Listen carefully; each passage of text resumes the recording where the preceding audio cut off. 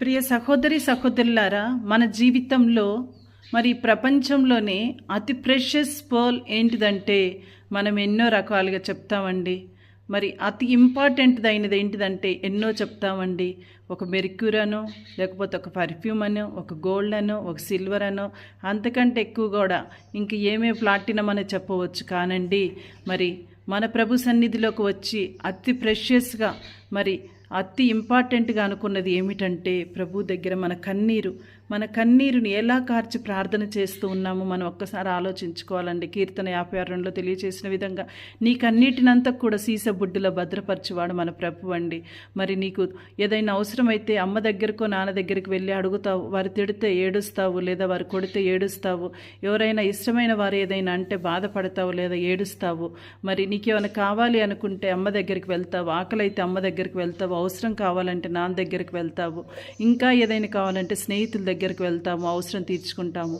మరి మనకి ఏది కావాలన్నా, కష్టం వచ్చినా, సంతోషం వచ్చినా, నష్టం వచ్చినా కూడా ఎవరి దగ్గరికి వెళ్ళాలి? ఫస్ట్ మన యొక్క కష్టాలలో మన ప్రభు సన్నిధికి వచ్చి అలా కూర్చుండిపోతే ఏం జరుగుతుంది? మనకేం కావాలో తెలియదు. కావున మనం మన యొక్క బాధను, మన కష్టాన్ని ప్రభువునకు తెలియచేయాలంటే కన్నీటితో ప్రార్థన చేస్తే తప్పకుండా అద్భుతం జరుగుతుందండి. నమ్మండి ప్రియ సహోదరి సహోదరులారా, ఇది ప్రతి ఒక్కరి జీవితంలో జరిగేటువంటి గొప్ప అద్భుతం అండి. విశ్వాసం ఉన్న చోట అద్భుతాలు జరుగుతాయండి. మరి విశ్వసించి మన కన్నీటి ప్రార్థన చేయాలి. నీకు చిన్న అవసరమైతే నీ యొక్క ఈ భూలోక తండ్రి దగ్గరికి వెళ్ళి అడుగుతావే, మరి పరలోకపు తండ్రి అంతకంటే అధికమైనటువంటి వస్తువులను ఇచ్చుటకు సిద్ధంగా ఉన్నారు. ప్రియ సహోదరి సహోదరుడా, మరి నీ జీవితాన్ని ఒక్కసారి పరిశీలించుకో.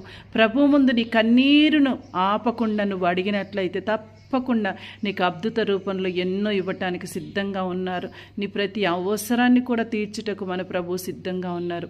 ప్రియ సహోదరి, ప్రియ సహోదరుడా, ఒక్కసారి నీ జీవితాన్ని పరిశీలించుకో. ప్రభు దగ్గర నువ్వు ఎలా ప్రార్థన చేస్తూ ఉన్నావు? ఎంత సమయాన్ని వెచ్చిస్తూ ఉన్నావు? ప్రభుతో కొద్ది సమయాన్ని మాట్లాడటానికి, కన్నీటితో ప్రార్థన చేయటానికి నీ సమయాన్ని వెచ్చిస్తున్నావా? లేదంటే గనక ఈరోజు నువ్వు తిరిగి ప్రభు దగ్గరికి రా. నీ కన్నీటిని ప్రభువునికి సమర్పించి నీకు కావలసినటువంటి సమస్తాన్ని పొందుకోవటానికి ప్రయత్నం చెయ్యి.